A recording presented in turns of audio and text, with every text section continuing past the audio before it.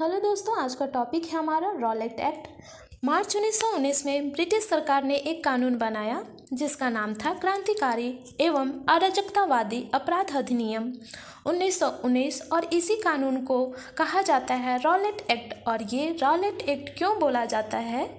क्योंकि इस पूरे कानून का जो डिजाइन तैयार किया था वह था सर सिडनी रॉलेट नाम के व्यक्ति ने। इसकी अध्यक्षता में एक समिति बनी। इस समिति ने यह सिफारिश की ये प्रोविज़न होनी चाहिए और सरकार ने ये प्रोविज़न मानकर कानून बनाया। आगे देखते हैं इसकी पृष्ठभूमि क्या था और क्यों बनाने की ज़रूरत पड़ी। हुआ यूँ कि जब प्रथम विश्व युद्ध 1914 से लेकर 1919 के दौरान चल रहा था तो उस दौरान भारत में क्रांतिकारी गतिविधियां बढ़ गई थी। कैसे बढ़ी थी? जब 1914 में मांडले जेल से रिहा होकर बाल गंगाधर तिलक भारत पुनः आ गए और यहाँ पर उन्होंने फिर से लोगों को होम रूल आंदोलन से जोड़ा और एनी बेसेंट भी सक्रिय हुई और इस होम रूल आंदोलन के माध्यम से भारत में क्रांतिकारी गतिविधियां बढ़ने लगी।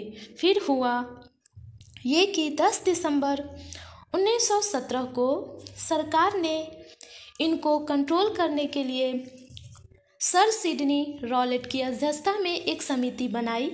इस समिति ने 15 अप्रैल 1918 को अपनी रिपोर्ट दी और उसको रॉलेट एक्ट रिपोर्ट बोला गया। इसका मुख्य उद्देश्य ये था कि क्रांतिकारी और राष्ट्रवादी आंदोलन पर अंकुश लगाया जाए और साथ ही साथ होम रूल का जो आंदोलन चल रहा है इसके प्रभाव को कम किया जाए। आगे देख लेते हैं इस आंदोलन से क्या प्रभाव डाले गए थे। फर्स्ट था हमारा, ब्रिटिश सरकार बिना किसी पर मुकदमा चलाए जेल में बंद कर सकती थी। दूसरा था, पुलिस को बिना वारंटी की खोजबीन घर की तलाशी कर सकती थी। थर्ड नंबर था, प्रेस पर गंभीर प्रतिबंध लगाए गए थे। न्यूज़पेपर में क्या आएगा क्या नहीं आएगा ये सरकार डिसाइड करती थी। फोर्थ नंबर था, बिना मुकदमा चलाए 2 साल तक गिरफ्तार करके पुलिस रख सकती थी। फिफ्थ नंबर था हमारा, और इसके लिए विशेष न्यायालय बनाए गए। इसके ऊपर कोई अपील नहीं हो सकती थी।